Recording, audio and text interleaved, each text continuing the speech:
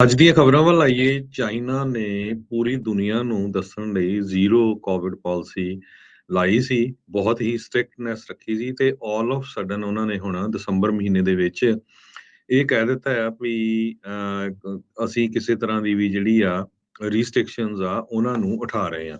ਸੋ ਉਹਨੂੰ ਦੇਖਦੇ ਹੋਏ ਚਾਈਨਾ ਦੇ ਲੋਕਾਂ ਨੇ ਫਟਾਫਟ ਫਲਾਈਟਾਂ ਬੁੱਕ ਕਰਨੀਆਂ ਸ਼ੁਰੂ ਕਰ ਦਿੱਤੀਆਂ ਤੇ ਚਾਈਨਾ ਤੋਂ ਬਾਹਰ ਜਾਣਾ ਸ਼ੁਰੂ ਕਰ ਦਿੱਤਾ ਹੈਗਾ।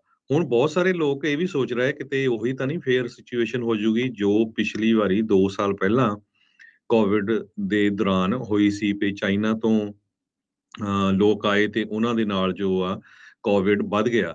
ਸਿਚੁਏਸ਼ਨ ਇੱਥੇ ਤੱਕ ਪਹੁੰਚੀ ਹੋਈ ਆ, ਯੂਕੇ ਐਸਟੀਮੇਟ ਕਰ ਰਿਹਾ, ਯੂਨਾਈਟਿਡ ਕਿੰਗਡਮ, ਵੀ 1 ਮਿਲੀਅਨ ਕੇਸ ਹਰ ਰੋਜ਼ ਚਾਈਨਾ ਦੇ ਵਿੱਚ ਕੋਵਿਡ ਦੇ ਨਾਲ ਪੋਜ਼ਿਟਿਵ ਦੇ ਆ ਰਹੇ ਆ। ਤੇ ਜੋ ਮਾਡਲਿੰਗ ਉਹਨਾਂ ਨੇ ਪ੍ਰੈਡਿਕਟ ਕੀਤੀ ਆ ਉਹਦੇ ਮੁਤਾਬਕ 42 ਲੱਖ 4.2 ਮਿਲੀਅਨ ਕੇਸ ਹਰ ਰੋਜ਼ ਮਾਰਚ 2023 ਤੱਕ ਚਾਈਨਾ 'ਚ ਪੋਜ਼ਿਟਿਵ ਹੋ ਜਾਣਗੇ। ਤੇ ਹੁਣ ਇਹ ਆਲ ਆਫ ਸਡਨ ਉਹਨਾਂ ਨੇ ਸਾਰਿਆਂ ਨੂੰ ਖੋਲ ਦਿੱਤਾ ਹੈ ਵੀ ਜਿੱਥੇ ਮਰਜ਼ੀ ਤੁਸੀਂ ਜਾ ਸਕਦੇ ਆ।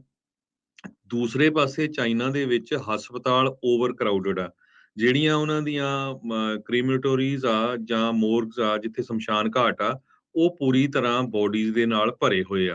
ਸੋ ਆਲ ਆਫ ਸਡਨ ਇਹ ਕਿਉਂ ਖੋਲ ਦਿੱਤਾ ਤੇ ਕਿਉਂ ਲੋਕ ਜਿਹੜੇ ਆ ਉੱਥੋਂ ਚਾਈਨਾ ਤੋਂ ਬਾਹਰਲੇ ਮੁਲਕਾਂ ਨੂੰ ਭੱਜ ਰਹੇ ਹੈਗੇ ਆ।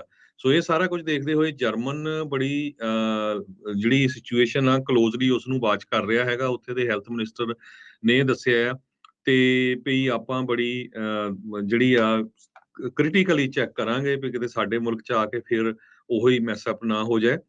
ਇਸ ਤੋਂ ਬਿਨਾਂ ਚਾਈਨਾ ਦੇ ਸੰਬੰਧ ਦੇ ਵਿੱਚ ਇੰਡੀਆ ਵਾਲਿਆਂ ਨੇ ਜਿਹੜੇ ਚਾਈਨਾ ਤੋਂ ਆਉਣਗੇ ਲੋਕ ਇੰਡੀਆ ਨੂੰ ਜਾਣਗੇ, ਉਹਨਾਂ ਦੇ ਉੱਤੇ ਰਿਸਟ੍ਰਿਕਸ਼ਨਸ ਲਾਈਆਂ, ਉਹਨਾਂ ਨੂੰ ਕੁਆਰੰਟਾਈਨ ਕਰਨਾ ਪਊਗਾ। ਹੋਰ 4-5 ਮੁਲਕਾਂ ਦੇ ਉੱਤੇ ਵੀ ਲਾਈਆਂ ਹੈਗੀਆਂ। ਤੇ ਹੁਣ ਯੂਐਸ ਵਾਲੇ ਵੀ ਡਰ ਗਏ, ਆਪਣਾ ਮੁਲਕ ਵੀ ਥੋੜਾ ਜਿਹਾ ਡਰ ਰਿਹਾ ਵੀ ਇਹ ਕਿਤੇ ਉਹੀ ਗੱਲ ਨਾ ਹੋ ਜਾਏ ਫਿਰ ਇੰਨੇ ਵੱਡੇ ਕੇਸ ਆ ਰਹੇ, ਕਿਉਂਕਿ ਚਾਈਨਾ ਦੀ ਸਰਕਾਰ ਨੇ ਓਪਨਲੀ ਕਹਿ ਦਿੱਤਾ ਵੀ ਅਸੀਂ ਜਿਹੜਾ ਡਾਟਾ ਆ ਉਹ ਹੁਣ ਕਾਊਂਟ ਹੀ ਨਹੀਂ ਕਰਨਾ। ਸੋ ਇਹਦਾ ਮਤਲਬ ਇਹ ਆ ਵੀ ਜਿੰਨੇ ਮਰਜ਼ੀ ਕੇਸ ਵਧੀ ਜਾਣ, ਜਿੰਨੇ ਮਰਜ਼ੀ ਮਰੀ ਜਾਣ, ਵੀ ਲੋਕਾਂ ਨੂੰ ਪਤਾ ਨਾ ਲੱਗੇ ਵੀ ਕੀ ਹੋ ਰਿਹਾ। ਹਾਲਾਂਕਿ ਜਦੋਂ ਕੋਰੋਨਾ ਵਾਇਰਸ ਸ਼ੁਰੂ ਹੋਇਆ ਸੀ ਉਸ ਟਾਈਮ ਤੇ ਵੀ ਉਹਨਾਂ ਨੇ ਬਹੁਤ ਝੂਠ ਬੋਲਿਆ ਸੀ। ਉਸ ਟਾਈਮ ਤੇ ਦੱਸਿਆ ਹੀ ਨਹੀਂ ਸੀ ਵੀ ਕਿੰਨੇ, ਜਦ ਕਿ ਅਮਰੀਕਾ 'ਚ 1 ਮਿਲੀਅਨ ਲੋਕ ਮਰ ਗਏ। ਇੰਡੀਆ ਵਾਲੇ ਕਹਿੰਦੇ ਥੋੜੇ ਜਿਹੇ ਮਰੇ ਆ, ਉੱਥੇ 5 ਮਿਲੀਅਨ ਮਰਿਆ ਸੀ ਤੇ ਚਾਈਨਾ 'ਚ ਤੁਸੀਂ ਦੇਖ ਲਓ ਕਿੰਨੇ ਮਰੇ ਸੀ। ਸੋ ਇਹ ਸਾਰਾ ਕੁਝ ਦੇਖਦੇ ਹੋਏ ਬਾਈਡਨ ਐਡਮਿਨਿਸਟ੍ਰੇਸ਼ਨ ਇਹ ਹੁਣ ਸੋਚ ਰਿਹਾ ਵੀ ਆਪਾਂ ਘੱਟੋ ਘੱਟ ਟੈਸਟਿੰਗ ਤਾਂ ਜ਼ਰੂਰ ਕਰੀਏ ਜਿਹੜੇ ਲੋਕ ਚਾਈਨਾ ਤੋਂ ਯੂਐਸਏ ਦੇ ਵਿੱਚ ਆਣਗੇ। ਤੇ ਮੇਰੇ ਖਿਆਲ ਨਾਲ ਹੋਣਾ ਵੀ ਬਹੁਤ ਜ਼ਰੂਰੀ ਚਾਹੀਦਾ ਆ, ਕਿਉਂਕਿ ਇੱਕ ਵਾਰੀ ਫੇਰ ਜੇ ਇੱਥੇ ਵਧਣਾ ਸ਼ੁਰੂ ਹੋ ਗਿਆ, ਆਲਰੇਡੀ ਆਪਾਂ ਦੇਖਿਆ ਹੀ ਆ ਯੂਐਸਏ ਦੇ ਵਿੱਚ ਇਕੋਨਮੀ ਦਾ ਕਿੰਨਾ ਬੁਰਾ ਹਾਲ ਆ।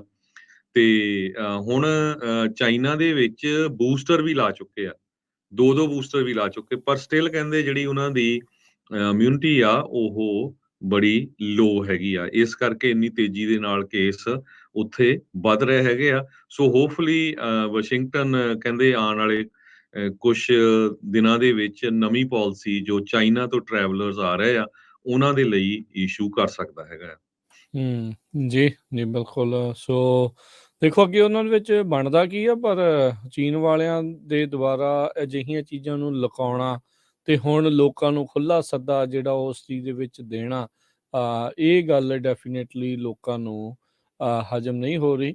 ਸੋ ਜੇ ਕੋਈ ਸੋਚ ਰਿਹਾ ਆ ਚੀਨ ਨੂੰ ਜਾਣ ਦੇ ਲਈ, ਭਾਈ ਉਹ ਧਿਆਨ ਦੇ ਨਾਲ ਹੀ ਜਿਹੜਾ ਹੋ ਜਾਵੇ। ਉੱਥੇ ਹਾਲਾਤ ਪਤਾ ਨਹੀਂ ਕਿੱਦਾਂ ਦੇ ਆ।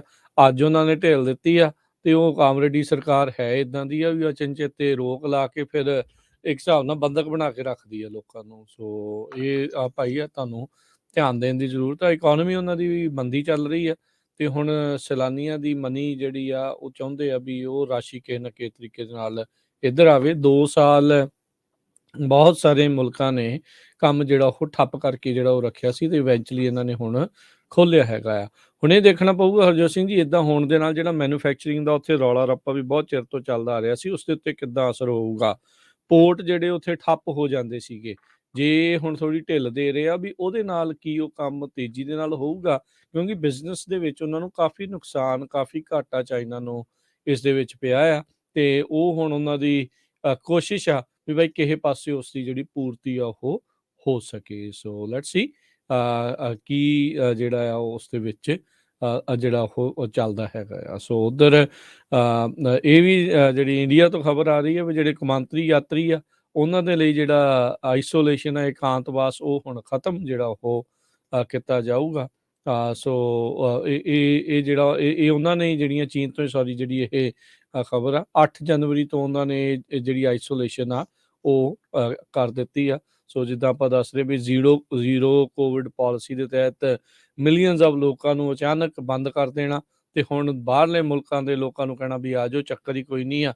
ਤੇ ਜਦੋਂ ਉੱਥੇ ਇਸ ਟਾਈਮ ਕੋਵਿਡ ਆ ਫਿਰ ਬੜੀ ਤੇਜ਼ੀ ਦੇ ਨਾਲ ਫੈਲ ਰਿਹਾ ਹੈਗਾ ਆ। ਵਰਲਡ ਹੈਲਥ ਆਰਗੇਨਾਈਜੇਸ਼ਨ ਨੇ ਇਹ ਕਿਹਾ ਵੀ ਉਹ ਬਹੁਤ ਕੰਸਰਨਡ ਆ ਜਿਸ ਹਿਸਾਬ ਦੇ ਨਾਲ ਕੋਵਿਡ ਦੇ ਕੇਸਿਸ ਚਾਈਨਾ ਦੇ ਵਿੱਚ ਵੱਧ ਰਹੇ ਹੈਗੇ ਆ। ਪਰ ਇੱਕ ਡਾਕਟਰ ਸਿਧਾਰਥ ਸ਼੍ਰੀਧਰ ਹੈਗੇ ਆ, ਕਲੀਨਿਕਲ ਵਾਇਰੋਲੋਜਿਸਟ, ਯੂਨੀਵਰਸਿਟੀ ਆਫ ਹਾਂਗਕਾਂਗ 'ਚ, ਉਹਨਾਂ ਨੇ ਕਿਹਾ ਵੀ ਜਿਹੜਾ ਚਾਈਨਾ ਦਾ ਆਊਟਬ੍ਰੇਕ ਆ ਉਹਦਾ ਜਿਹੜਾ ਥ੍ਰੈਟ ਆ ਖਾਸ ਕਰਕੇ USA ਵਰਗੇ ਮੁਲਕ ਲਈ ਘੱਟ ਹੋਣਾ ਚਾਹੀਦਾ, ਕਿਉਂਕਿ USA 'ਚ ਲੋਕਾਂ ਦੀ ਇਸ ਟਾਈਮ ਦੇ ਉੱਤੇ ਇਮਿਊਨਿਟੀ ਲੈਵਲ ਜੋ ਕਾਫੀ ਹਾਈ ਹੈਗਾ। ਇਹ ਇਸ ਕਰਕੇ ਆ ਜਾਂ ਤਾਂ ਉਹ ਆਲਰੇਡੀ ਇਨਫੈਕਟਡ ਹੋ ਚੁੱਕੇ ਆ ਜਾਂ ਮੈਜੋਰਟੀ 'ਚ ਲੋਕਾਂ ਨੇ ਵੈਕਸੀਨੇਸ਼ਨ ਲਾ ਲਏ ਹੈਗੇ ਆ। ਸੋ ਜਿਹੜੀਆਂ ਨਵੀਆਂ ਰਿਕੁਆਇਰਮੈਂਟ ਚਾਈਨਾ ਤੋਂ ਜੋ USA ਦੇ ਵਿੱਚ ਟਰੈਵਲਰਸ ਆਉਣਗੇ ਉਹਨਾਂ ਦੇ ਲਈ ਕੋਈ ਕਹਿੰਦੇ ਇੰਨੀਆਂ ਇਫੈਕਟਿਵ ਨਹੀਂ ਹੋਣਗੀਆਂ, ਪਰ ਇਹ ਹੁਣ ਆਉਣ ਵਾਲੇ ਸਮੇਂ 'ਚ ਇਹ ਪਤਾ ਲੱਗੂਗਾ ਵੀ ਕੀ ਸਿਚੁਏਸ਼ਨ ਬਣਦੀ ਹੈਗੀ। ਜੀ ਜੀ